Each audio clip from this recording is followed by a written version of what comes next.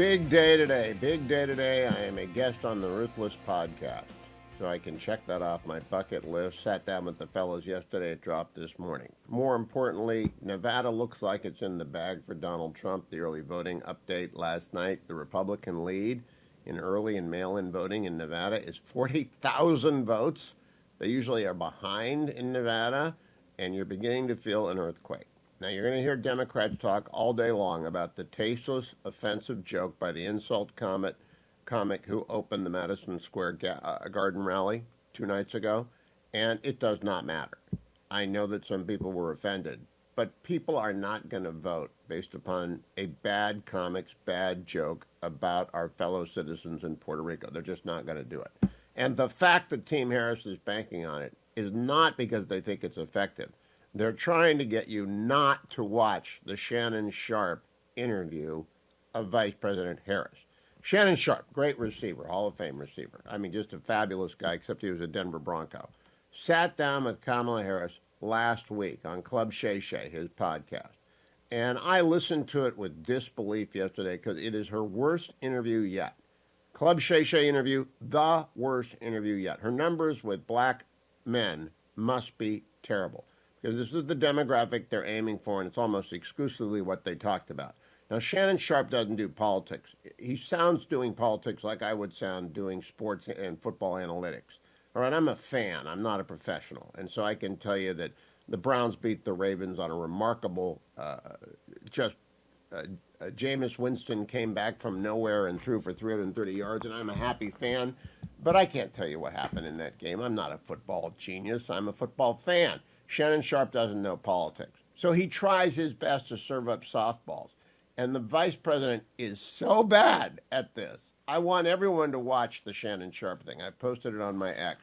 Let's go, if we can. Let's go to the close of the interview, the very last thing that she has to say, so you get a taste of how it ended. Cut number 24. We don't have that one yet. Oh, we don't have that? Okay, then go to cut number 23, where she is talking about economics, because this makes no sense at all. Would you want to touch on some specific things you would like to do to keep it, because the economy seems to be heading in the right direction, but the inflation, gas prices are extremely high, groceries are extremely high, this rent. I mean, it used to be when I was renting, they moved the rent up $40 a year. Now they moved it up $400. So let's talk about that. I'm glad you raised that. So, for example, groceries, yes, the prices are still too high. You know it, I know it. Yeah. Part of my plan is to deal with price gouging. I did it when I was Attorney General. I'm going to do it as president, which is these companies that will jack up the prices of groceries to take advantage of people in need, and in particular during a crisis, like what you see around the pandemic or Hurricane Helene. Yes. Milton. Right? Yes. Milton, right? So there's that. In terms of housing, first of all, we know that black families are 40% less likely to own their home. And we can go back to redlining. We can go back to policies that were by law or practice meant to not give black folks equal opportunity to home ownership, especially in certain neighborhoods. We can go back to what happened around the GI Bill. Yeah. And when all those, the great generation we called them, came back, and there was federal policy to say, you all fought for our country, we're going to give you a boost around helping you buy homes. But those black servicemen, and it was mostly men, those black servicemen did not. So you had then a time when there was a boost for, it ended up being not for black service members. So part of my policy is to, one, create a fund so that we will give a $25,000 down payment to first-time homeowners to just help people get in the door. We will deal with the rent issue, because part of what we're seeing in Atlanta, in places across our country, is these corporations are buying up all these properties. Which means then that they don't have to deal with competition between the properties, and they're jacking up rent costs. So Stop, I can't, it make my head hurt. First of all, groceries. Price gouging does not exist. The margin of profit in grocery stores is less than 2%. There is no price gouging going on. I don't even know that it's going on in Helene. She made that up. It makes no sense. She's been using it. She has no answer for inflation. Secondly, corporate ownership of some housing does not drive up the rental market. It's all one market. Housing is all one market.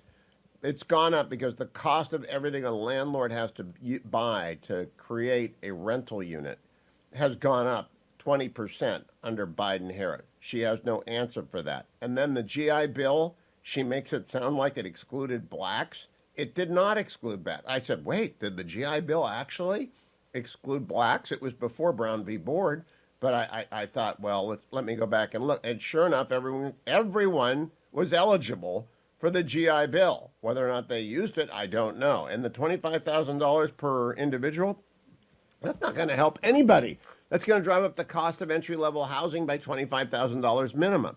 So it's just absolute economic incoherence. Do we have cut 24 yet, the end of this interview? Okay, cut 24, the end. No, I said not yet.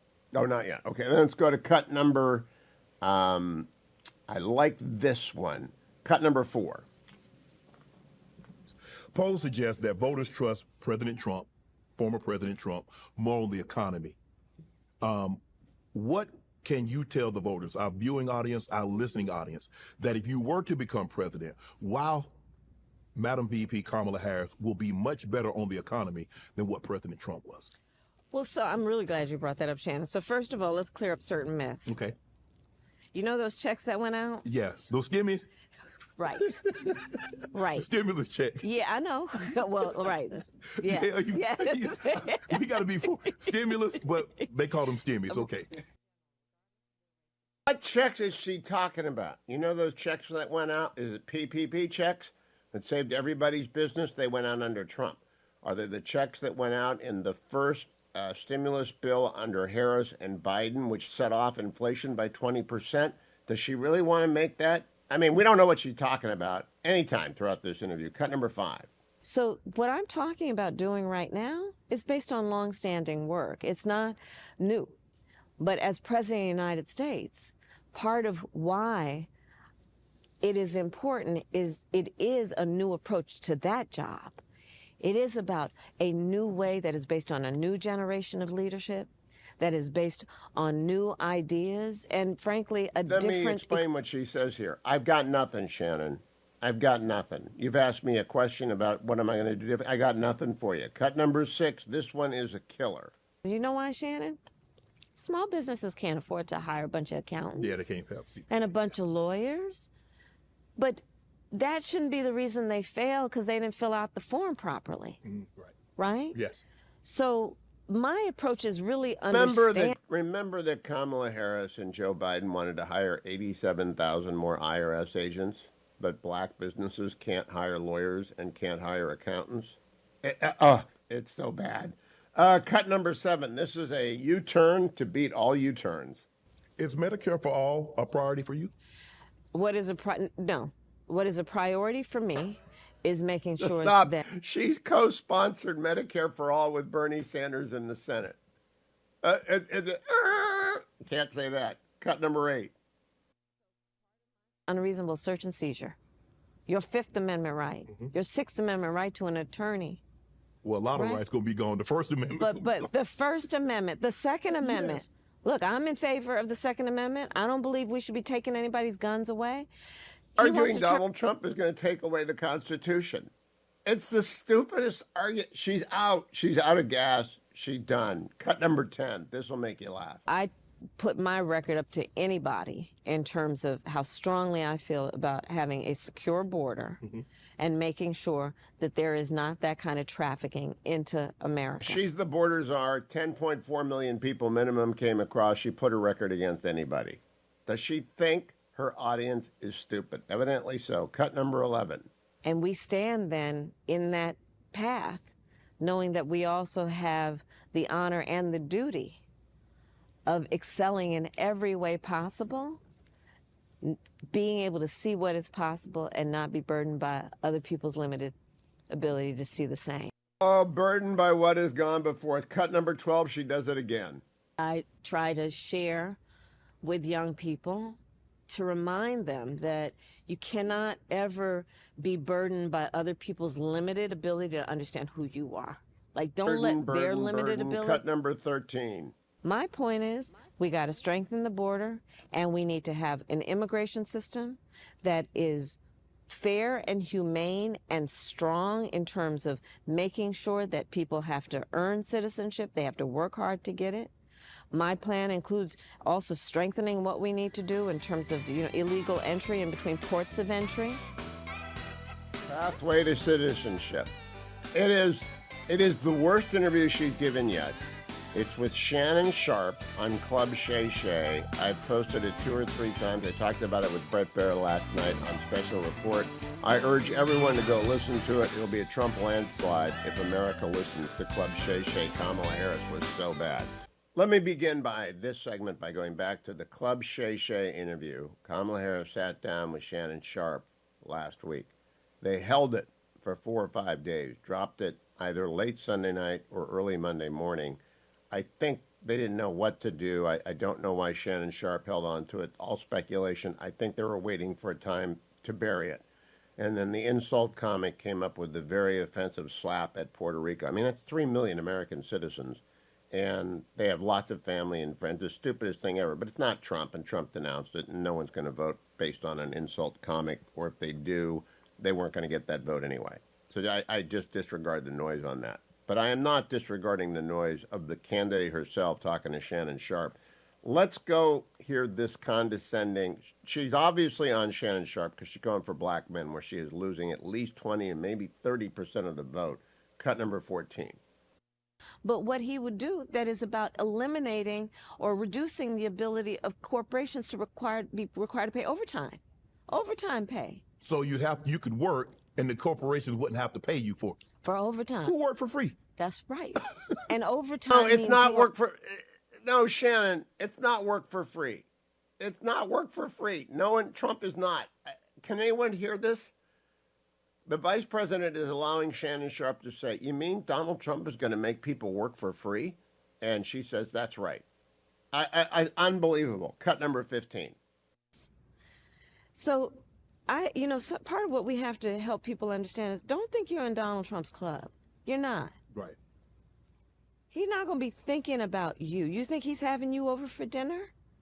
You think that when he's with his buddies, his billionaire buddies, he's thinking about what we need to do to deal with addressing, for example, my work around what I'm doing to address disparities in black men's health, around colon cancer, around what we need to do around screenings, what we need to do around prostate cancer. Black men are twice as likely to have, and screening. I really do not know what she is intending to do, but it's better than Obama telling black men that they're misogynists, because she's losing the demographics so badly. So this came up last night on Special Report. Brett asked me about the insult comics' awful, tasteless joke. Cut number 1.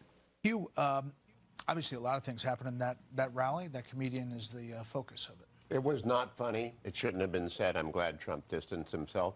I would go on offense if I was President Trump, though. Point people to Club Shay Shay, a podcast that the vice president did today, which was an utter disaster. Another one of her, as Abe Greenwald of commentary said, interviews are her kryptonite. She had a lot of kryptonite today, so I would move off the joke and back to the candidates as soon as possible. Why was it so bad? She could not speak in other than cliches, and he could not ask a question about policy. So the vacuity of the interview overwhelms you, as do the number of ads that Shannon Sharpe put in there. So he's a fine sports guy. He doesn't know politics, and she doesn't know politics. It's absolutely a substance-free hour full of ads. Brett comes back around at the end. Cut number 2. What do you think of the closing act here, Hugh? Obviously, we're going to see these battleground states over the next 7.5 days visited by everybody. But what about the closing message? Unfortunately, I feel like 2012. Guy and I were together when I thought Mitt Romney was going to win. I think Donald Trump's going to win. I think he is surging. And one thing you mentioned in your swing state thing, we've got Dave McCormick in Pennsylvania, great organization. Mike Rogers in Michigan, great organization. Eric Hovde in Wisconsin, great organization. Those are 3 strong candidates with a strong president who is developing momentum with every single day. And I agree with Guy, a joke is not going to derail that train. Guy was saying it was terrible. I thought it was terrible. I couldn't believe if I were Trump, I'd actually fire whoever put him on the stage, unless it happens to be one of the kids. But insult comics, I've never liked them. I like Don Rickles. He never attacked people personally. If I were covering this the same way we used to cover it, I would look at this and say, Trump appears to be in the ascendancy. His campaign seems to have momentum. His events seem to be more exciting. They seem to be going better. She seems to be struggling. She struggles to answer questions. She's not doing well in interviews and so on. And I would say, but the polls don't reflect that. The polls say this is absolutely neck and neck. Judge the old-fashioned way, it wouldn't appear to be. Judge the way we judge them now. That is the dilemma. I'm Hugh Hewitt. That's Britt Hume talking to my next guest, Brett Baer, last night. Good morning, Brett. Are you packing your bag and getting ready to head off to the swing states? I am actually. We got one stop up in New York, and then heading to Pennsylvania and Michigan for a couple days, and then New York through the election. Are you moderating debates between McCormick and Casey, and then Mike Rogers and Slotkin? We tried. We tried to do that. We tried to do back-to-back town halls, but they didn't go for it. So we are attempting to get all four candidates in an interview. We think we have 3 of the 4, but waiting on Senator Casey. All right, now let me tell you, when I was in the green room with Alex last night watching Britt talk to you, we were both nodding, but we're old guys, and we just agreed completely with Britt that everything feels like Trump. And insult comics with terrible, tasteless jokes aside, Nevada's got a Republican lead of 40,000 votes. And yet you went through the map and you showed a path that Harris could win by. You don't ever stray from being completely neutral. But of all the people you've talked on camera and off in the last week, what is the consensus feeling, their feeling, not Brett Baer's feeling, about the race? Yeah, I think they agree that the advantage is in Trump's corner. I think most of the people I talk to, though, somehow feel like in this closing that she could close the gap. And, maybe that's a Beltway phenomenon. And I think that the insult comic was and is a Beltway phenomenon where inside, the big media inside the Beltway of Washington, D.C. displays really, really heavily. But inside Middle America and inside swing states, maybe it doesn't. So I think there is still a disconnect there. What I did show on the shift is you move it 1 point, just one, of an undercounted vote, either for Donald Trump or for Kamala Harris. And you have 2 very different decisions in the Electoral College. So, what is our polling at? Is it undercounting either way? It can't be right on, one would think. But if you go by feel, the Britt Hume way seems like it makes sense. Now, I also go by, and I mentioned this to you last night, the Shannon Sharpe interview in Club Shay Shay. I played most of that interview in the first 2 segments of my program this morning. She's on Club Shay Shay because she's got a problem with black men. And Shannon Sharpe's show is wildly popular with black men. Usually talks about sports, doesn't talk about politics. He doesn't know policy. And it's horrific. It's really her worst interview yet. Not that many people will hear it. I haven't seen it anywhere else. I stumbled upon it in a methodical search of podcasts and interviews for Kamala Harris. If she's out campaigning hard for black men with 7 days to go, what does that tell you, Brett Baer? That's the demographic that they see the biggest weakness. And, after Donald Trump with Lawrence Jones went to that barbershop and had that big Q&A, then she went to a barbershop. And it just did not go well. It was awkward. And I think that they're trying to figure out men. I mean, she was caught on an open mic with Gretchen Whitmer saying, we've got to figure out the men. And then she said, oh, there's a microphone, whether she knew there was or not. But I think that they know that there is an upside-down number that they could lose big. Now, the question is, do men show up at the rate that women show up to the polls? Traditionally, no, but maybe this time, yes. They might. Again, I have my 2012 feeling. I thought Romney was going to win, and he lost. So I always distrust my gut. I don't believe in guts anymore. But I want to play one cut from the Club Shay Shay interview. This is when someone's briefed Shannon Sharpe badly, and someone on his staff has told him she sponsored Medicare for all. Cut number 7. Is Medicare for all a priority for you? What is a no? What is a priority for me is making sure Brett, that. have you ever had that experience where someone told you they were going to say yes and then they say no? Fortunately, I don't think I've had it like that, but and maybe they've changed how they approach something. But she, was something. She was for Bernie Sanders' Medicare for All in 2019. She's not for it now, and so sponsored it. Go through it. I lied. Yeah, I'm going to do one it. more for you. Cut number 14 from Club Shay Shay last night. But what he would do that is about eliminating or reducing the ability of corporations to be required to pay overtime pay. So you could work and the corporations wouldn't have to pay you for it. For overtime. Who work for free? That's right. And overtime means no, it's not. You would work, Brett. Do you understand what I'm saying? Now, last night you hadn't heard it. You have to work for. That's really quite something. That's it really You is. I mean, that's worse than the actual ones where the accent changes. She does that here there are a few too. of those. When you're on the airplane today, I suggest to you give it a listen because you'll be pained by the number of ads. But it's what happens when you mix a sports guy with a bad politician. Let's talk about those Senate races that you're going to. I made the point on the Ruthless podcast yesterday, and briefly to you. Mike Rogers is a great candidate.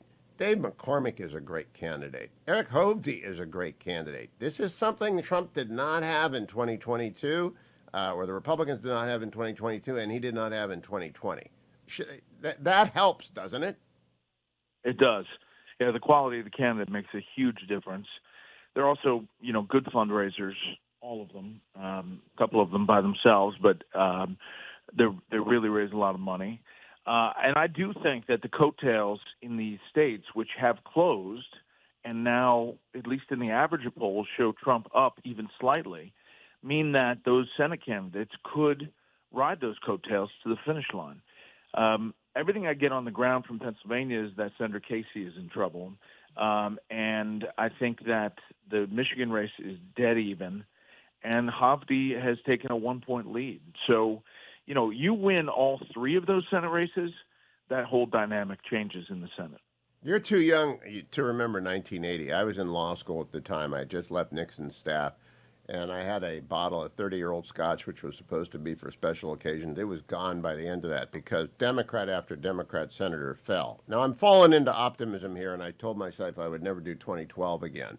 You talk to people off the record, and Axios reports this morning that Team Trump is a bit ebullient. I think the whole insult comic thing is an attempt to try and change the narrative that just won't bear the weight. But have the Trump people told you off the record that they see something in the polls that makes them happy? Yeah, they've told me specifically that they've, targeted what they see as the early vote, and they're not cannibalizing their day of vote, that these are a lot of new voters that didn't vote in 2020 in places like Nevada, where, they look at those numbers and see a lot of upside. Is it enough to take Sam Brown, that Senate candidate, over the finish line? I don't know. He's been trailing Jackie Rosen quite a bit, but they do feel like it's heading their way. Now, there's all this superstition, and the main man, former President Trump, is pretty superstitious when it comes to stuff like that. Yeah, he remains the best interview in America. Last week, I asked him about Jack Smith, and he said, I'll fire him in 2 seconds. And that's the kind of thing that I think makes him authentic as opposed to mumbo-jumbo. One last clip for you, Brett Baer. Cut number 23 from Club Shay Shay, because it's Kamala Harris on inflation, and I think it just summarizes her main problem. Cut number 23. Would you want to touch on some specific things you would like to do to keep it, because the economy seems to be heading in the right direction, but the inflation, gas prices are extremely high, groceries are extremely high, this rent. I mean, it used to be when I was renting, they moved the rent up $40 a year. Now they're moving it up $400. So let's talk about that. I'm glad you raised that. So, for example, groceries, yes, the prices are still too high. You know it, I know it. Yeah. Part of my plan is to deal with price gouging. I did it when I was Attorney General. I'm going to do it as president, which is these companies that will jack up the prices of groceries to take advantage of people in need, and in particular during a crisis, like what you see around the pandemic or Hurricane Helene. Yes. Milton. Right? Yes. Milton, right? So there's that. In terms of housing, first of all, we know that black families are 40% less likely to own their home. And we can go back to redlining. We can go back to policies that were by law or practice meant to not give black folks equal opportunity to home ownership, especially in certain neighborhoods. We can go back to what happened around the GI Bill. Yeah. And when all those, the great generation we call them, came back, and there was federal policy to say, you all fought for our country, we're going to give you a boost around helping you buy homes. But those black servicemen, and it was mostly men, those black servicemen did not. So you All had right, then Brett, a time when there was a this boost. is economic illiteracy combined with bad history. Does it persuade anyone, do you think? Because the GI Bill was open to everyone. If some black service members were veterans and they couldn't buy because of redlining, that's tragic and it's illegal now. But it's still, the price gouging in supermarkets drives me crazy. Corporate ownership of housing doesn't matter. It's one market.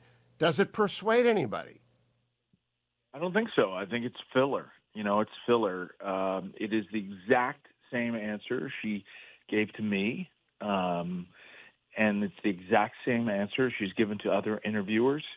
The price of groceries is too high. You know it. I know it. Yeah, I mean, I can recite. Yes, you a lot of can. those lines. And so I think that doesn't move the needle as far as answers. Authenticity does play a role here. It's just that we're so divided to you that it is a matter of whether one side can get their vote out or the other side can. And I think we're past the point of substance, which is, it's just the truth. I don't think within 7 days you're going to tell somebody the solution to inflation that is going to get them off the couch. I think she blew through all the stop signs in the small town of her campaign named Substance. But what he would do, that is about eliminating or reducing the ability of corporations to be required to pay overtime pay So you could work and the corporations wouldn't have to pay you for overtime. who work for free. That's right. And overtime. No, means you it's are not actually- right. It's not right. Shannon Sharp with Kamala Harris on the Club Shay Shay interview that not too many people have seen. It just dropped yesterday. David Drucker with the Dispatch joins me. David, have you had a chance to listen to the Club Shay Shay interview yet? No, I haven't. I'm trying to keep up with everything, Hugh, but as you know, this time of year, it's a little difficult.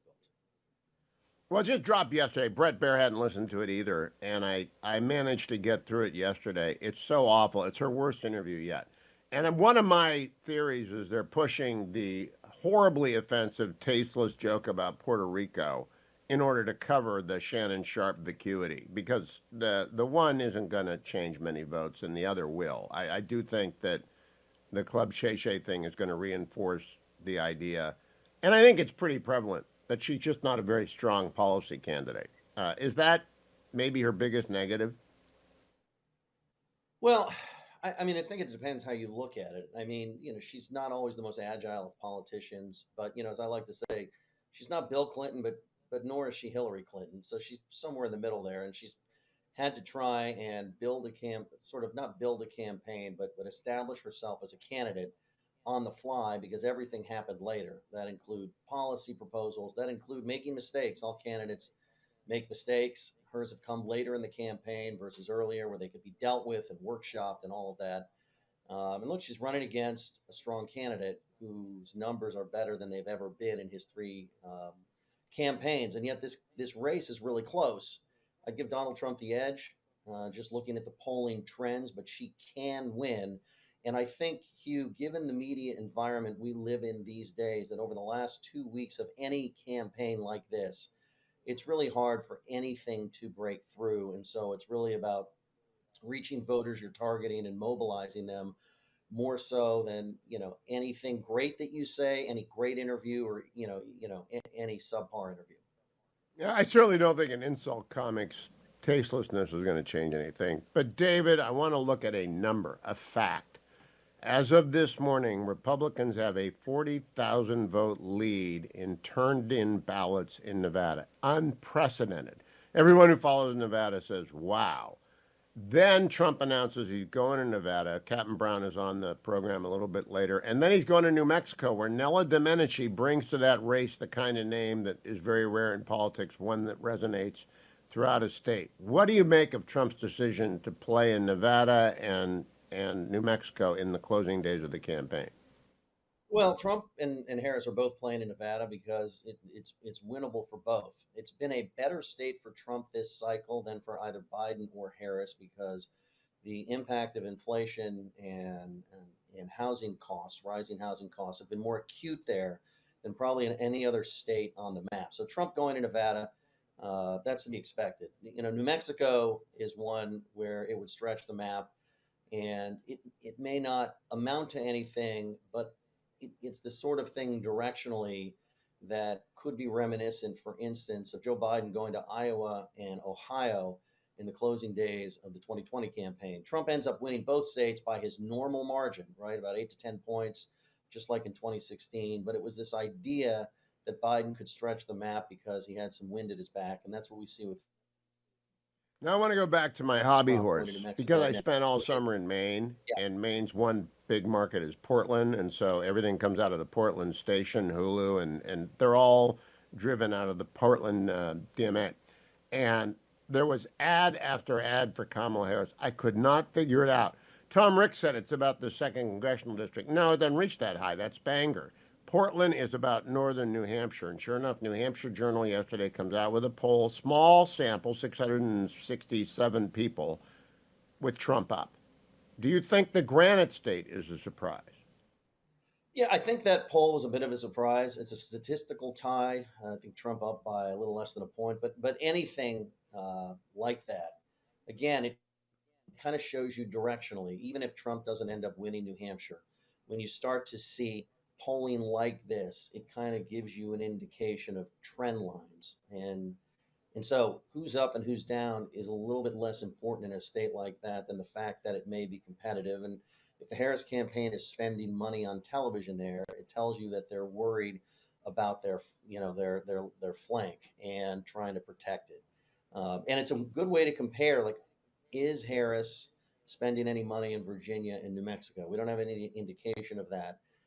So those rallies that Trump has scheduled could be a little bit more of a head fake. But, New Hampshire, it means that they've got some work to do that they shouldn't necessarily have to do. And again, it just tells you a lot about why we think that Trump has an edge. Again, Harris can win, but Trump appears to have an edge. Do you have, David, travel plans? Do you get to stay home for this week? Hugh, I kind of wish I could stay home. I don't know, maybe because I've got little kids, but I'm off to Arizona tomorrow, and then I'll be hitting the Midwest over the weekend, and I'll end in Florida. We have 1 week to go until Election Day, and I can think of no one better to talk about where we are than Byron York. He's the Washington Examiner's chief political correspondent. He is also a Fox News contributor and a regular guest on my show. Good morning, Byron. It's almost over. I hope you're as relieved as I am that it is. Good morning, Hugh. We're getting there. All right. I want to begin with data. Then I want to begin to go to vibes. Then in with feelings of doom and predictions. So, first of all, data. I don't know if you follow Michael Purser. Do you follow Michael on X? No, I don't. He's a very good data guy, and his data shows the 40,000 vote return lead of Republicans in Nevada, a good turnout for Republicans in Pennsylvania, Democrats lead there, and his conclusion that the R+1 to 3 electorate is tracking well, that was the prediction, and it's showing up in the early voting in Georgia, North Carolina, and in Nevada. What does that tell you if he's correct about his data and his electorate? Well, it tells you Trump's going to win in that case. This has been the whole question. We know that Trump needs to win all the states that he won in 2020. He needs to start there. That includes North Carolina, which he won. And then he needs to win Georgia and probably Arizona. And then if he could do that, he could win either any one of Pennsylvania, Michigan, or Wisconsin, and he would win because Harris, if Trump can win Georgia and Arizona, Harris is going to have to win all three of the Rust Belt states, Pennsylvania, Michigan, and Wisconsin.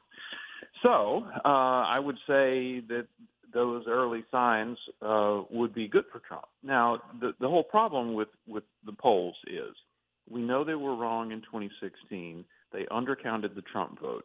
We know they were wrong in 2020. They undercounted Trump again. They've tried to fix things. Now, if they actually have fixed things, then the race is just absolutely tied and we can't tell anything. But if they have not, if they make the same mistake that they made before, that is they undercount the Trump vote, you can look at the polls, add 2 points for Trump, and he wins.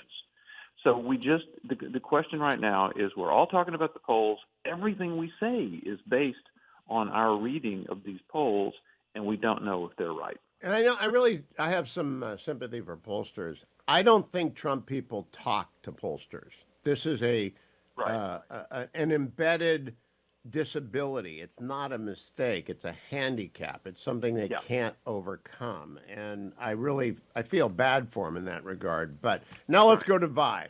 New York Times headline: Trump team fears damage from racist rally remarks. Actually, I don't think they fear damage from racist rally remarks. The remarks were horrible, tasteless, offensive, and I'm sure Puerto Ricans and their friends did not like that. And our 3 million fellow citizens were no doubt not going to go to any of the Kill Tony shows from now on. But I also think it's non-consequential when it comes to vote when people's economic and security lives are on the line. What do you think?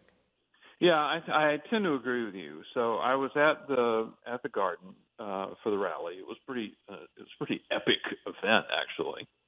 And before it all happened, before the speakers even started, I spoke to this is like right out of a poll. I spoke to two 30-year-old Hispanic men from New Jersey, one of whose family had come to the United States from Puerto Rico, New Jersey from Puerto Rico, and one whose family had come from the Dominican Republic. And so we actually walked through their becoming a Republican. By the way, it happened about when Trump first ran in 2015. And then they're coming to support Trump. They were initially skeptical, which is a common theme of conversion stories. They were skeptical. And then after Trump was attacked so much in the press back then, they began to wonder about him and looked him up and began to say that he was right. So they are Trump supporters. So after we talked about all of this, we parted. And when the floating island of garbage thing happened, I texted them. I said, well, what do you think? And one of them said, the one whose family had come from Puerto Rico, said, look, I don't like it, but this is insult comedy. It kind of works on insulting everybody, and it's just not going to matter in terms of people deciding their votes. And then the other one said, well, listen, I actually have heard Hinchcliffe before. I know his thing. This is the kind of stuff he does, and it's not going to have any effect on anything in the Hispanic community. Now, that's two people, but they were absolutely not offended in the sense that it would affect their vote. What's interesting about that, Byron, is if the New York Times reporter had talked to those two men, I still think they would have written the same story. Because this joke is like a log in a river when a drowning man or woman just grabs onto anything they can. And I think but you have to remember the initial headline for the first right of the story in the New York Times had the headline, quote, Trump at the Garden, a closing carnival of grievances, misogyny, and racism. That was the news account of the New York Times. If they're trying to get me to cancel my subscription, they're getting close because it's just a rag. I do like Shane Goldmacher, and so I read it for Shane. Let me now go to Club Shay Shay. Have you listened to it, Byron? I have not listened to it. I've read about it, and I have to say that this election, I'm learning about podcasts and things that I never knew existed, and this is another one. Okay. So I'm going to don't hit know you about with 4 quick clips, and then we're going to come back to it during the break Sure. and in segment 3 and 4. Cut number 10, Kamala talking about her record on the border. I put my record up to anybody in terms of how strongly I feel about having a secure border and making sure that there is not that kind of trafficking into America. Cut number 11. And we stand then in that path, knowing that we also have the honor and the duty of excelling in every way possible, being able to see what is possible and not be burdened by other people's limited ability to see the same. Cut number 12. I try to share with young people to remind them that you cannot ever be burdened by other people's limited ability to understand who you are. Like, don't let their limited ability burden you about your own ability, you know? Cut number 13. My point is, we got to strengthen the border, and we need to have an immigration system that is fair and humane and strong in terms of making sure that people have to earn citizenship, they have to work hard to get it. My plan includes also strengthening what we need to do in terms of, illegal entry in between ports of entry. And my favorite, cut number 14. But what he would do that is about eliminating or reducing the ability of corporations to be required to pay overtime pay. So you could work, and the corporations wouldn't have to pay you for it. For overtime. Who work for free? That's right. And overtime Did means you know are that Trump was actually going to make you work for free, Byron? I had no idea. That one's news to me. And two of those clips you played were about the border, and this is kind of a trash talking approach that she has taken since the first day, because she knew when her campaign started, however well prepared or unprepared she was, she knew that this was an enormous weakness for her. It was an enormous liability for her campaign. And so she's just come out and said, I've done a great job. I put my record up against anybody. And I think most Americans see that for what it is, which is just trash talking. Now compare this with the Joe Rogan 3-hour, and I talked with the Ruthless podcast about this yesterday. It was an epic display of ease. All right, Donald Trump is comfortable in his own skin. Rogan talks to him like no one can talk to a president. I mean, I'm astonished. What did you make of that? Well, I thought that we've seen some reporting on this. Politico actually did a pretty good article on it, which is that Trump and Vance have made very, very good use of podcasts this election season, and especially ones that appeal to male listeners. And obviously we see a huge gender gap among males in Trump's favor.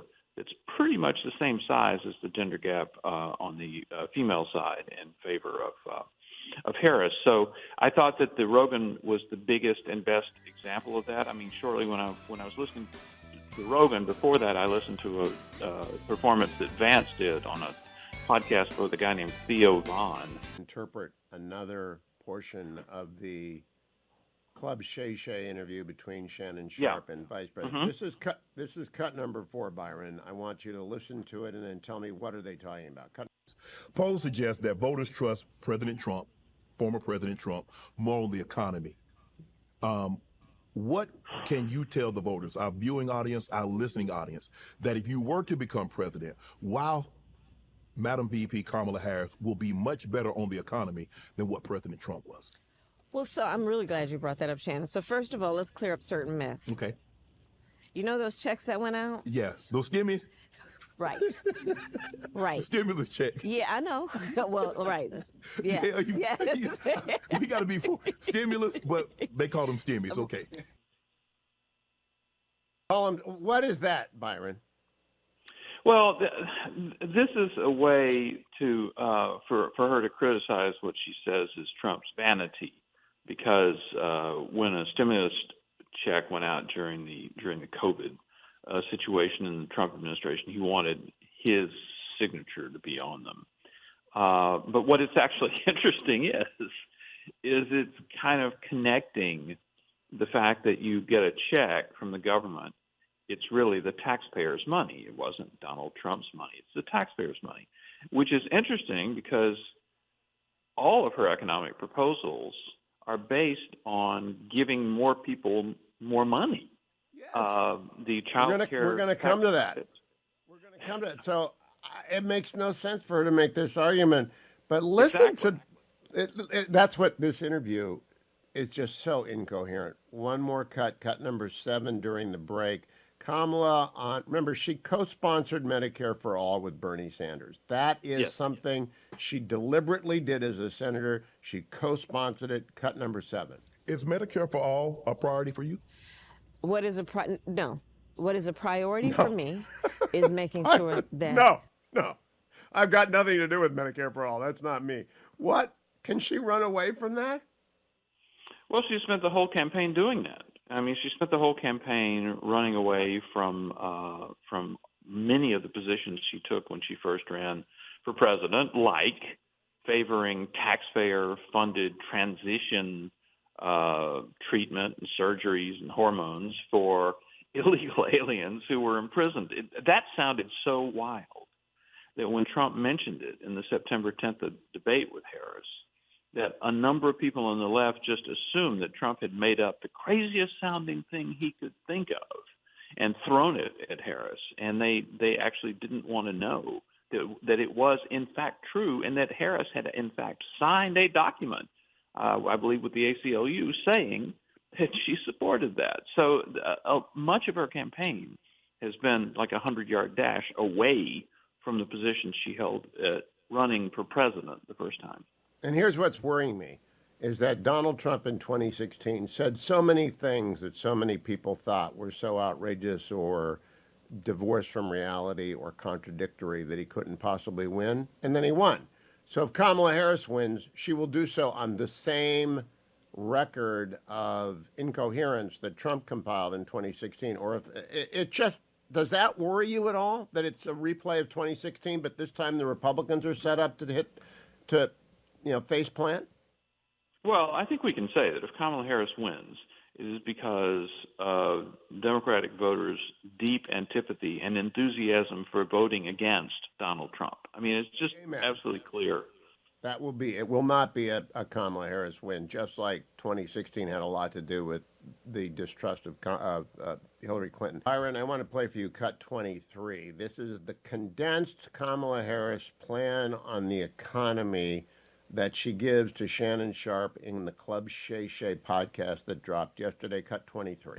Would you want to touch on some specific things you would like to do to keep because the economy seems to be heading in the right direction, but the inflation, gas prices are extremely high, groceries are extremely high, this rent. I mean, it used to be when I was renting, they moved the rent up $40 a year. Now they're moving it up $400. So let's talk about that. I'm glad you raised that. So, for example, groceries, yes, the prices are still too high. You know it, I know it. Yeah. Part of my plan is to deal with price gouging. I did it when I was Attorney General. I'm going to do it as president, which is these companies that will jack up the prices of groceries to take advantage of people in need, and in particular during a crisis, like what you see around the pandemic or Hurricane Helene. Yes. Milton. Right? Yes. Milton, right? So there's that. In terms of housing, first of all, we know that black families are 40% less likely to own their home. And we can go back to redlining. We can go back to policies that were by law or practice meant to not give black folks equal opportunity to home ownership, especially in certain neighborhoods. We can go back to what happened around the GI Bill. Yeah. And when all the great generation, we call them, came back, and there was federal policy to say, you all fought for our country, we're going to give you a boost around helping you buy homes. But those black servicemen, and it was mostly men, those black servicemen did not. So you had then a time when there was a boost it ended up being not for black service members. So part of my policy is to, one, create a fund so that we will give a $25,000 down payment to first-time homeowners to just help people get in the door. We will deal with the rent issue, because part of what we're seeing in Atlanta, in places across our country is these corporations are buying up all these properties, which means then that they don't have to deal with competition between the properties and they're jacking up rent costs. So it's about also going after. Byron, your reaction to that 2.5 minutes of economic talk. Well, evil corporations have been a main player in democratic economic thought for a very long time. So that she's just continuing. She's continuing the work of like Bernie Sanders and Elizabeth Warren and many others. Now, the price gouging thing is interesting because in the very first days of her campaign, which was kind of a surprise campaign when she is quickly made the Democratic nominee after Joe Biden pulls out, people do want to know what she's going to do about inflation, and she comes up with this price gouging thing. And there's an across the board negative reaction to it from liberal economists, from Democrats, from everybody, saying, that's not the problem with the inflation that took place in the Biden years, and that there are actually laws, some state laws, against price gouging, which is like when a hurricane happens and the gas station starts charging $20 a gallon because gas is so precious. That's price gouging. What happened in the Biden inflation at grocery stores, because grocery stores have extremely narrow, small margins of profit, was something completely different. And yet she's just stuck to it because I think that if she tries to come up with some other solution, it would be to admit that she and Joe Biden, by pumping literally unnecessary trillions of dollars in federal spending, fueled the inflation that took place in the Biden years. Do you think the electorate understands that her answer on corporate ownership of some rental houses does not have anything to do with the cost of housing going up? It's just invented. I've never heard anyone make this argument before. A new house is a new house. More supply lowers the cost of everything. It's one housing market. It's like economic illiteracy. Yeah. Well, again, I would go back to evil corporations because they do. If you listen to her, everything that's bad in the economy is evil corporations. Are these big corporations, and we need to regulate them and tax them, and that's what I'm going to do. All right, when we come back, I'm going to talk with Byron one more segment during the break to get his overview. Someone's going to write a book about what's going on in the Harris campaign for the last, I guess it's 10 weeks now since Biden dropped out. Maybe it's 12. Because I think it's really one of the most unusual moments in my life in American politics, and she has not met the moment. I don't know if she's going to win or not, but she has definitely not met the moment. Byron, this has been an extraordinary campaign, unlike any campaign. I first got involved in '76 on behalf of Jerry Ford. I was on the wrong side of Ford Reagan. I was for Ford in the primary. So I've been going through in my mind every candidate since then. I think Kamala Harris is the worst candidate of every candidate I've covered that made the finals. All right, there have been some. We got to remember the former governor of New Mexico was out there for a while, too, and we got Dennis Kucinich. There have been some bad candidates, but she's really a bad candidate. What do you think the tell-all books will tell us when they tell all? Yeah, I think she's the worst nominee. I think that's what you were saying there. The worst person who actually gets the nomination. And there's a reason for that, which is that she didn't get her nomination the regular way that it's done. And you remember in 2019, her presidential campaign flamed out because she was such a bad candidate. And the key thing to remember here is Democrats in the Democratic primary could reject Kamala Harris and then pick another Democrat, right? They could say, oh, well, I think Cory Booker is better, or I like Joe Biden, or, whatever. But they had other Democrats to pick, so they didn't support her at all. She didn't make it even to 2020. Now, because of the process in which she was essentially handed the nomination by a group of shadowy Democratic power brokers who pushed Joe Biden out of the race, she gets the nomination without that primary process. Democrats have nowhere to go, so she is the nominee. And so I think there's kind of a structural reason for them having such a bad nominee, because being the vice president of the United States, being the sitting vice president of the United States, Joe Biden is constitutional successor if something were to happen to him, I think that gave her an unbeatable advantage in when it came time to push Biden out of the race. Now, I want to ask a question that's infrequently posed, and it's a guess, but you've been everywhere. You've been more places. You and Drucker go more places than anyone I know. Are there Democrats who are mad about Biden getting thrown under the bus? Are there Scranton Joe supporters out there who are just going to stay home because they tossed Joe under the bus?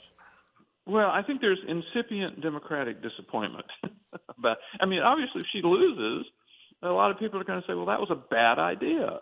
I mean, it all depends on whether she wins or she loses. I mean, you're talking about writing this book about this race. I mean, it's a totally different book if she wins.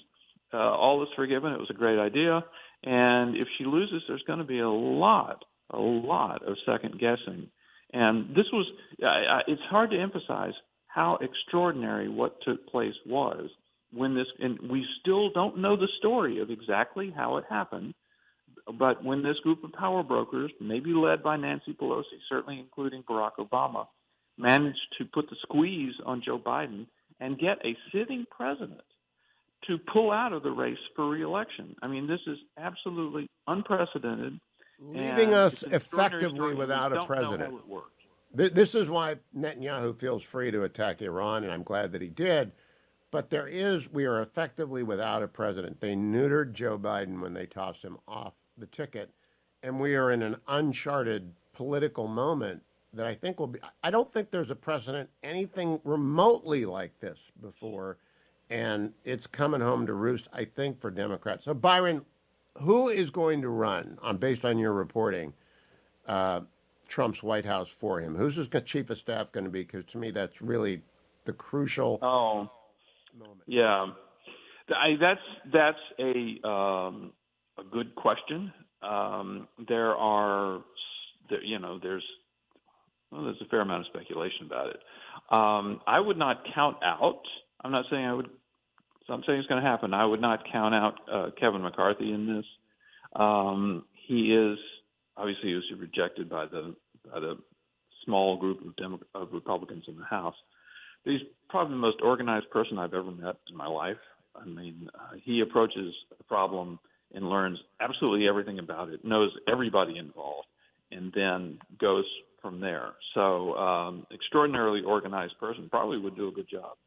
I think, boy, we would be blessed as a country if Kevin McCarthy was the chief of staff.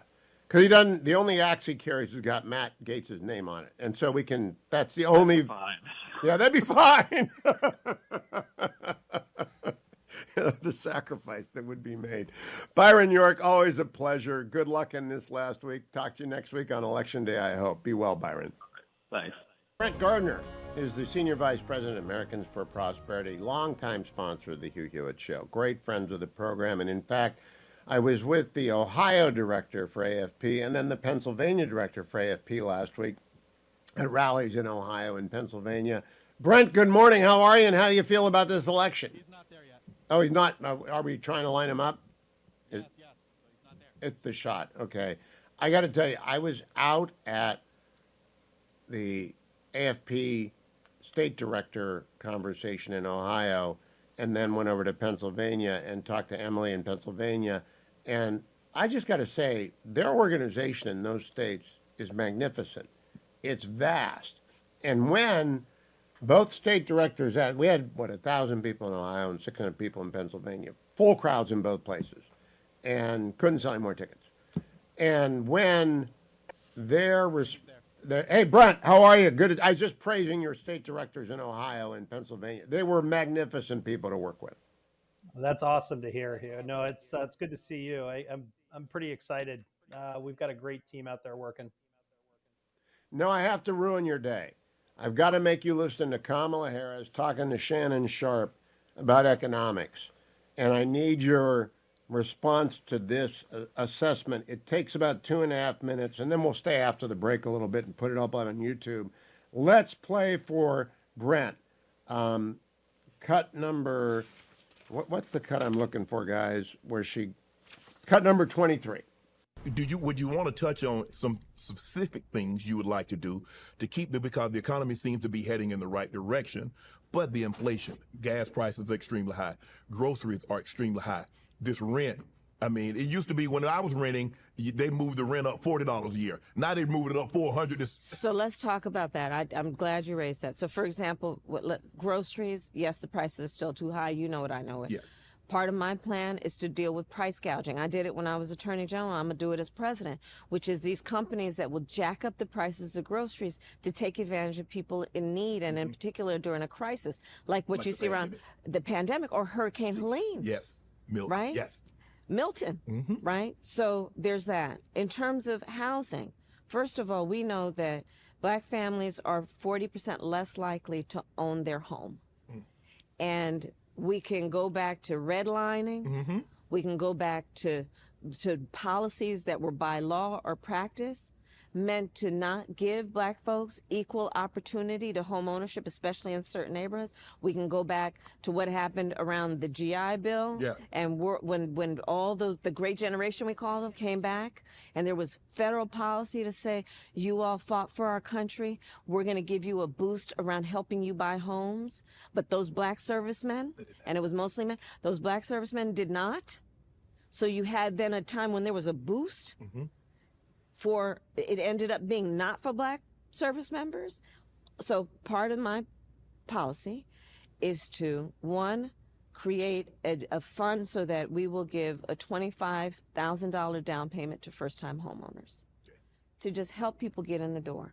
We will deal with the rent issue, because part of what we're seeing in Atlanta, in places across our country, is these corporations are buying up all these properties. Which means then that they don't have to... Okay, Brent, I have to stop. It goes on, but it's so much economic illiteracy in a condensed fashion, it makes my head hurt. What do you say to that? Well, she said that Shannon knows it and that she knows it. The truth is the American people know it as well. Prices are high. They didn't start getting high yesterday. They've been high for the 3.5 years that she's been vice president. And at the end of the day, that's the reason why so many folks have looked at the 7 Senate races that we are focused on and the 44 House races. And they're saying we need people who aren't going to continue to support the same broken policies that Kamala Harris and Joe Biden have supported. And you know what's even crazier, Hugh? At the end of this, her solution to it is to create another government program to spend more money, which will continue to inflate those prices. So economic illiteracy, you're right. And the good news is people have an opportunity to do something about it a week from today. I want everyone to listen to Club Shay Shay so they realize she has no idea what she's talking about. Now let's talk about, I know the 7 Senate races. Of the 44 House races that AFP is involved in, how many are R seats that you're defending? How many are D seats you're trying to flip? Yeah, I don't have that breakdown right in front of me, but I can tell you this, that the folks that we have got who we're focused on are definitely the kind of folks who are going to be able to make a pretty significant difference, that are going to have a different vision for this country than what we've seen for the last 4 years. Now you've got Jeff Crank, who's been AFP's director in Colorado, I don't know, forever. I've known Jeff for 20 years, since his first run for Congress. How great is it that AFP is now sending people to Congress? Well, I think it's great. And quite frankly, to have someone who's worked so closely with us, who we know has done so much to lead this country in the right direction by helping to mobilize concerned citizens to get them active, and now has an opportunity to go and take direct kinetic action in Congress.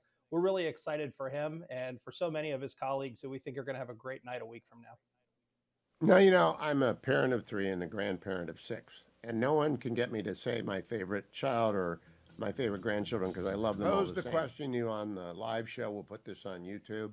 You've got lots of great state organizations. Who's the best? Man, you know, like you said on the live show, I can't pick just one. You know, if we look at some of the ones that are really just out there doing the great work, you know, you've got Montana that's done more than 650,000 doors. A state like Ohio, 850,000. Wisconsin, 650,000. And Pennsylvania, here in the next day or so, will cross 1 million doors. And all of that contributes to the more than 11 million voter contacts that AFP has made. So the reason I can't just pick one is not just because I don't want to pick my favorites, but if you look at the work that these state teams have done across the country, they've all done phenomenal work. And at the end of the day, I think the results will speak for themselves. You should go to the Trump State Department, Brent, because that was very diplomatic. Would you explain what a door knock means for the benefit of the Steelers fans? And also, does anyone answer their door anymore? I mean, I don't. Yeah, no, listen, we're talking and having great conversations with people across this country on doorsteps and in driveways. We're doing it on the phone. People are answering the phone. A lot of folks have questions, in particular in some of the races that we're focused in. Well, there's been a lot of attention at the top of the ticket. A big part of the last year has been helping people connect to who the folks are running in these 7 Senate races and these 44 House races. And there is honestly nothing better than a conversation where a citizen can engage someone with unique knowledge about the policies and understand why that might be something that's going to be important for them to step out and vote. And I'll tell you, we haven't seen this kind of excitement for people to participate in the process in years. We've had people for years who've done a great job, but I think people really understand that this election cycle is the most important of their lifetimes and that this country is at a crossroads. So on the doors, we're hearing from people. They're talking about gas and groceries. They're talking about the cost and how difficult it is to have a family today in America. They're talking about the challenges to their business. So in addition to trying to encourage people to get out and vote, we're hearing about the reasons why they want to engage. And for a grassroots organization like AFP, that's our bread and butter. Last question. I am talking next hour with 3 of our longer shots. Hung Kao in Virginia, Nella Domenici in New Mexico, Sam Brown in Nevada. What do you think? Is the tide running so strong that it might carry in some of the people who are in very blue environments? Yeah, I think that's a great question. I think for a lot of these candidates that have done a great job of identifying themselves to their communities and why it's important, I think they do have an opportunity. I'm cautious over the last several election cycles to talk about tides. We remember the comments about a red tide. It wasn't something that we necessarily saw coming together. I worry about nationwide narratives, but I do think there's an opportunity for people to get behind policies that are what push the tide. And at the end of the day, I think government spending, the cost of inflation, the challenges that people are feeling at their dinner tables, if people get on the right wave, I think there's an opportunity to ride that tide. And these issues have consistently, along with the challenges at the southern border, been the things that people have said are going to drive them to the polls. So I do think that there's opportunities for sure. Thank you for coming on. Remember, America, americansforprosperity.org/volunteer, americansforprosperity.org/volunteer. Get in the game in the last week. Thank you, Brent. Thank you, Hugh. Hung Kao, running for Senate in Virginia, and he's running strong. Welcome back, Hung. I have already voted for you, so you can't earn my vote. But tell the people who are listening in Virginia why they should vote for Hung Kao like I did. Well, sir, Virginia is definitely in play, so I don't want anybody to be discouraged. The true numbers are this: the actual number of votes. There's 1.7 million people have already voted, which is about 38% of the projected electorate. And of those, there's 210,000 less Democrat votes today than there were 4 years ago, and there's 111,000 more Republican votes than there were 4 years ago. And the basic question is this: are you better off today than you were 4 years ago? If you're not, then you need change.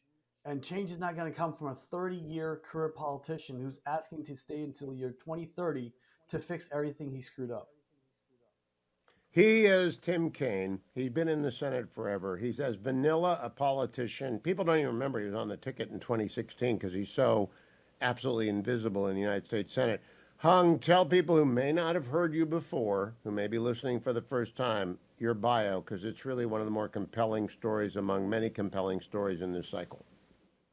Thank you, sir. When the communists took over Vietnam, we fled our native country. We had nowhere to go, but this amazing country called the United States took us in and gave us hope and gave us future. And so I went to school. I went to the top schools in the country, including the United States Naval Academy. But I wanted to pay back this country for everything it gave me. So I spent 25 years in Navy Special Operations. As a Navy deep sea diver, I recovered John F. Kennedy Jr., his wife, and his sister-in-law. And then I also recovered other aircrafts that crashed in the ocean. As a Navy bomb technician, I defused bombs for our SEAL teams and Special Forces teams in Iraq, Afghanistan, and Somalia. But now I see this country turning into what I ran away from. And that's why I'm running for U.S. Senate, because our border right now is being overrun. And as an immigrant to this country, I want to tell everybody who wants to come here, don't ask for the American dream if you're not willing to obey the American laws and embrace the American culture, because I did. I love this country so much. I wrote a blank check up to including my life to defend it in places like Iraq, Afghanistan, and Somalia. Hung, I was with the Ruthless podcast yesterday, and they told me to ask you sometime about the recovery of John F. Kennedy Jr. Was it a very dangerous dive? Was it a unique circumstance? Because they've heard the story and I haven't. Well, sir, it's 120 feet of seawater. So, I mean, we were using standard air, but any kind of recovery for aircraft is always dangerous because of all the shard metals. I mean, especially if it's airliner, there's, cut metal everywhere and it could cut through your wetsuit. So we wear chafing gear and everything else. And we wear what's called hard hats, these helmets, like you see behind me right here, a hard hat, and you get full air and communication to the top. And your job is to recover the bodies first, and then you recover the wreckage so that they can do the investigations. Now, Hung, I know President Trump and Governor Youngkin are all over the place with you. How does it feel inside the Beltway where I live, right? I'm one of your inside the Beltway voters, and there are not enough of us. How's it feel up here in Northern Virginia, which is deep blue? Sir, don't forget that Northern Virginia has a lot of immigrants also, and they see what I see is that they're turning this country what we ran away from. So there's a huge alarm amongst the immigrants in this country and the minorities saying, hey, this is not good. This is not what we want. And so that's going to shift the needle just enough for us to bring the South in. And I'm telling you right now, I'm winning in Hampton Roads. And believe it or not, I'm winning even by 1% the Richmond metro area. And then, of course, Southwest Virginia is going to come out hard. And that's why President Trump is coming down there this Saturday. You have to ask yourself, with 3 days left in the campaign, why would President Trump come to Virginia? It's because he believes that he and I can win Virginia. Well, it requires a lot of work and a lot of money. What is the website, Hung Kao, for people to help you out? Sir, it's hungforva.com. That's HUNGFORVA.com. You may not be able to vote for me if you're in Maryland, but I can vote for you because my vote in the U.S. Senate will secure our border. It'll bring inflation down. We will be energy dominant in this country again, and we will definitely take care of Americans first. Have you ever worked this hard in a civilian capacity before? Because I literally see you everywhere. It's like you've just thrown yourself into this like you did the Naval Academy plebe year. Well, sir, this country gave me so much, and there's nothing that I wouldn't do for this country. I mean, we have people who just sit back and do nothing, and, they just collect a paycheck. I mean, Tim Kaine and I have been paid by the American people for 30 years, except he has millions of dollars to show for it, and I have scars. So, he introduced 227 pieces of legislation, and only 3 made it through. That's a 99% failure rate.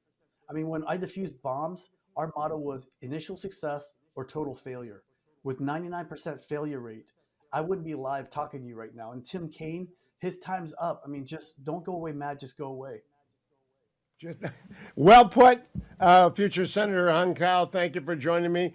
Hung4va.com. Help him out. If you're a Virginian, get out and vote early. The voting stations are open this week. Hung4va.com. Thank you, Hung Kao. Good luck this week. Thank you, sir. I want to go back now to what I had to say last night on how I feel. I was on Special Report last night, and Brett Baer was on the first hour of the program today, but I want to play for you what I had to say about the insult comic that the Democrats are trying to turn into the closing message because they got no candidate, they got no message. Cut number one. Hugh, obviously a lot of things happened in that rally. That comedian is the focus of it. It was not funny. It shouldn't have been said. I'm glad Trump distanced himself.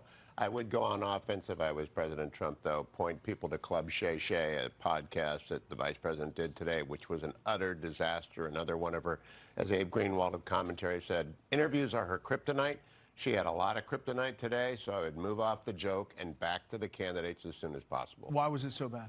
She could not speak in other than cliches, and he could not ask a question about policy. So the vacuity of the interview overwhelms you, as do the number of ads that Shannon Sharp put in there. So he's a fine sports guy. He doesn't know politics, and she doesn't know politics. I got to tell you, that is the summary of the Shannon Sharp interview, but listen for yourself. And if Dwayne does a Dwayne's World Emergency Pod today, I hope he covers it at length and not have to. I'm not going to do it again. I played it a couple of times today. It's awful.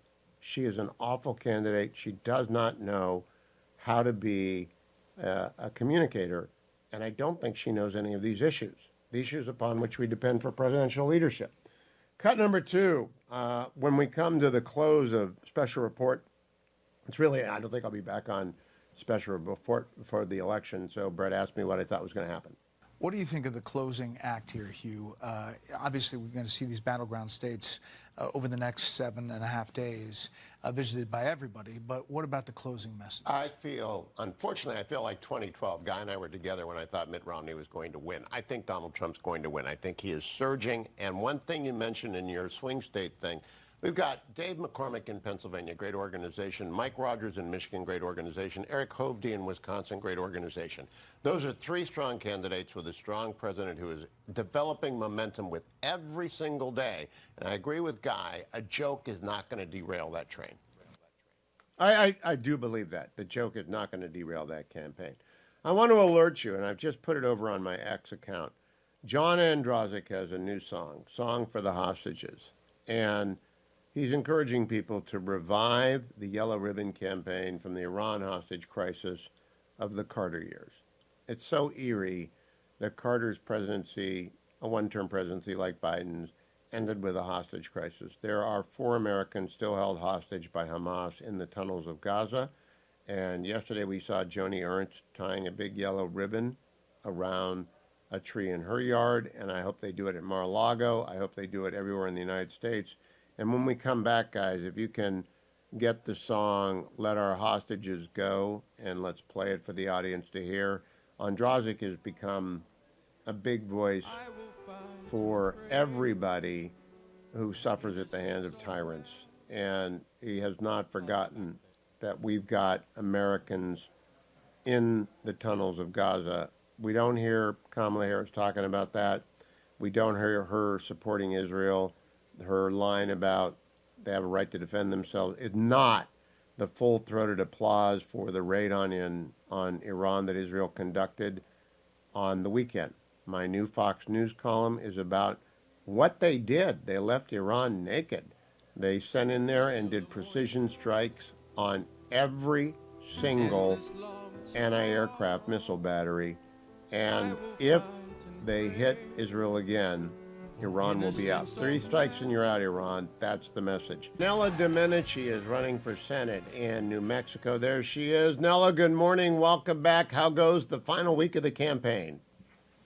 Good morning, Hugh. Great to see you. Well, we're all filled with energy. Things are going really well. We have strong momentum. It's growing every day. Polls are closing in. We're going to have a victory here. We'll be a red state. And it's just very, very exciting. And Trump's coming Thursday, as you may know. So that's driving. Yeah, that's what I was going to ask you about. Donald Trump does not waste the last week of his campaign. He's looking for a solid Senate majority, so he's going to go help you out. Which is it in Albuquerque, the rally? Yes, the rally's in Albuquerque. We don't know exactly where, somewhere near the airport. So it'll be easy for him to land, have a huge event, and zip out. Nella, it's an expensive state because there's only one media market that really matters. I guess Santa Fe matters as well. How are you competing on the cash side with the dark money the Democrats are using to prop up your invisible opponent? We're competing well. We're continuing to run almost the same TV ad load that he's running, and we're using other forms of media as well in a very, very competitive way. We're continuing to run. The National Republican Senatorial Committee came in with a big buy. That tells me they don't waste money either. You must be very, very close to going ahead.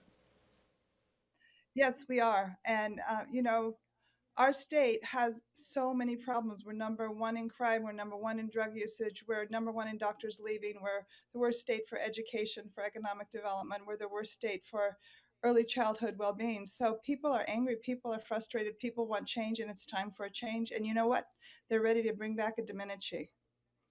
Now, Nella, when we talked last, you told me about the crime problem, and I'm still staggered. I walk around telling people that it's what, the most dangerous state or the most dangerous city. Would you remind people again what has happened in New Mexico?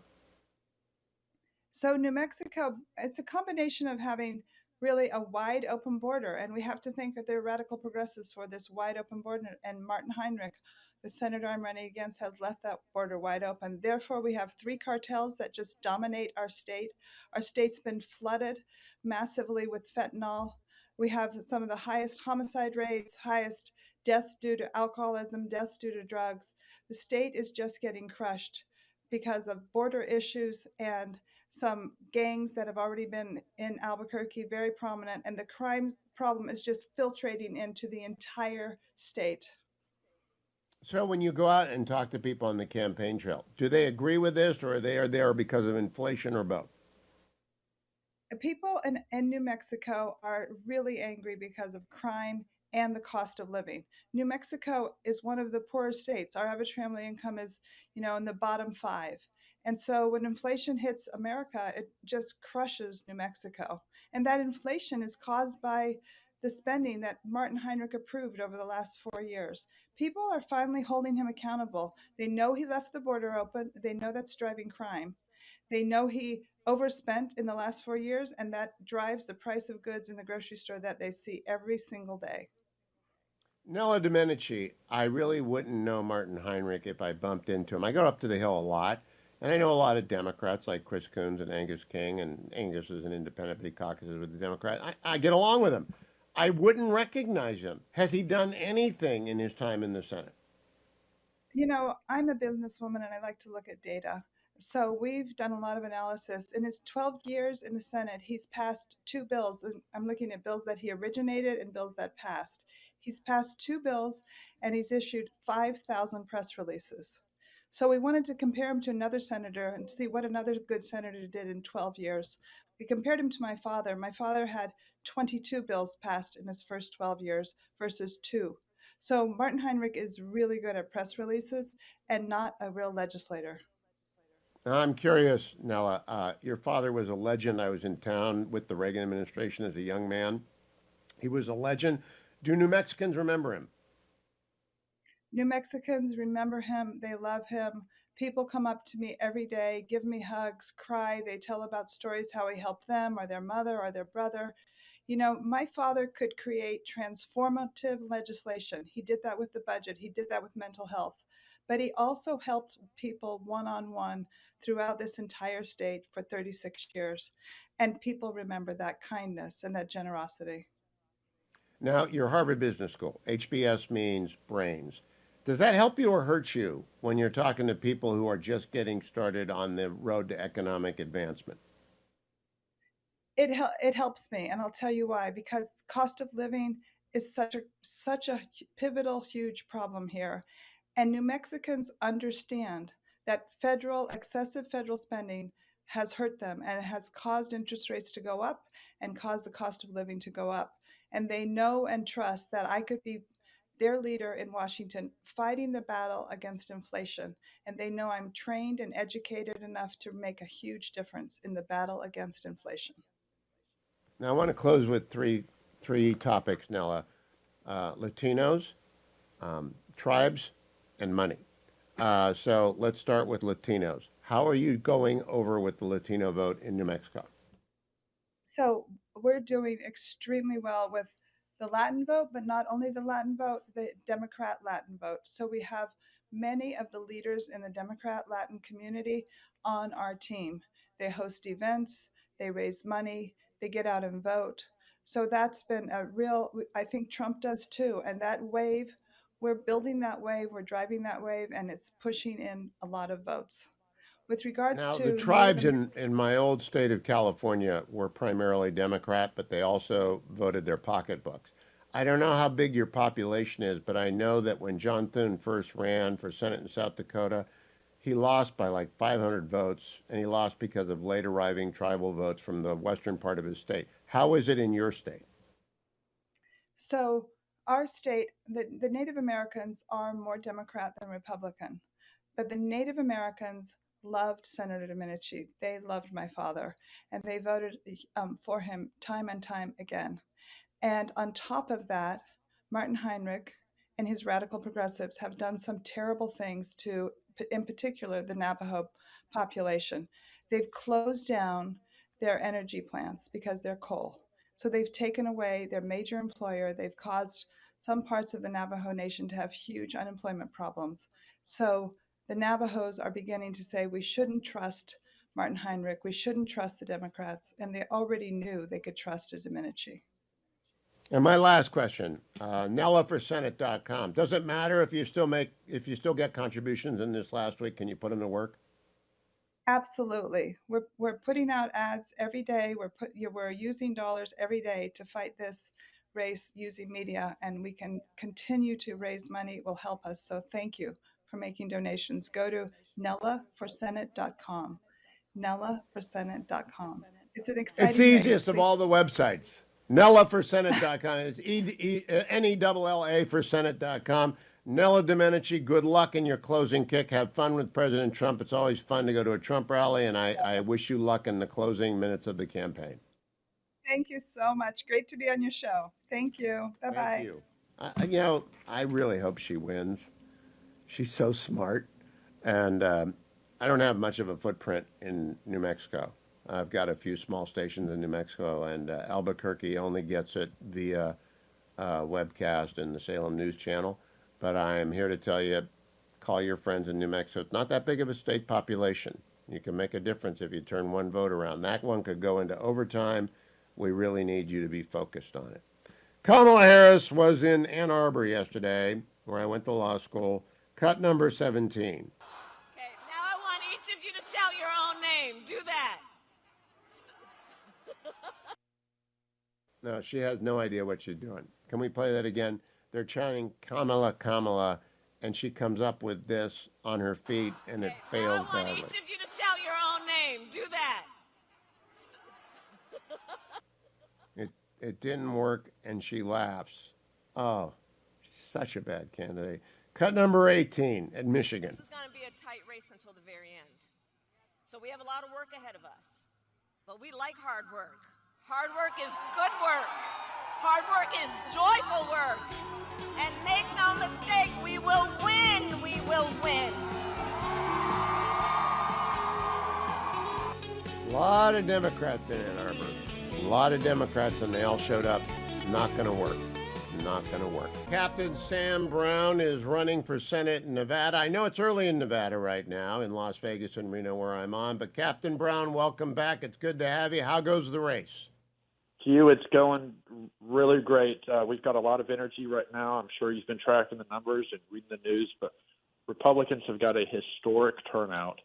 We've never led an early vote against the Democrats in these last 20 years, but right now we are up last night, before I went to bed, by 40,000 votes relative to registered Democrats. So there's a lot of excitement and enthusiasm, but we can't take anything for granted because the Democrats have activated the unions, SEIU, the culinary. They are out beating the street. In fact, they've even brought in people from Houston, Texas, and San Francisco to try and canvass for them. So we've got to keep it up and get every single vote out. Captain Brown, I wonder, do you think some of these union members, I'm a union member, I belong to AFTRA-SAG, do you think some of these union members are nodding to the Democrats but going in and pulling the lever for Sam Brown because your opponent hadn't done anything for him and Kamala Harris is a disaster? Yeah, absolutely. I do think that's happening, and that's one of the things to be optimistic about. In the past, we've seen really the canvassing is done by local union members themselves. But there's been more and more reports, again, that the unions have had to rely on paid canvassers from literally out of state. That just doesn't have near the same impact as it does if you're talking to someone who doesn't know your neighborhoods, doesn't know the community or the local issues, versus like in the past, having someone who could literally be a neighbor knocking on your door. And so we're optimistic, but again, we can't take anything for granted and know that the Dems are scared. I'll put it to you this way. Chuck Schumer just deployed $4.5 million less than a week ago in a last-minute buy on TV ads, and my opponent, Jackie Rosen, just yesterday dumped almost $2 million in last-minute ad buys. They're extremely concerned, and they're going to do everything they can to try and claw back into this race. Well, I follow a guy named Michael Prusser, who's a very good data analytics. He's not a partisan. 40,000 registered voters more. 40,000 more Republicans than Democrats have voted early. But we don't want them to stop. We're on right now. If they're going to work, if they're driving to work, can they still vote early in Nevada, Captain? Yes, we can vote early all the way through Friday. And then after Friday through the weekend onto Tuesday, everyone's got to sit tight. You can keep harvesting ballots here in Nevada. That's totally legal, and drop them off on Election Day. But folks, if they want to go vote early in person, they need to do it through Friday, and then then Election Day is it. And we've got to keep everyone out there. Because we are allowed to do ballot harvesting, we're encouraging everyone, if you've got family, friends, coworkers, or neighbors that just need that nudge, need a little bit of help in getting their ballot in, go ahead and get it. Have them sign it, fill it out, and then you take it in for them.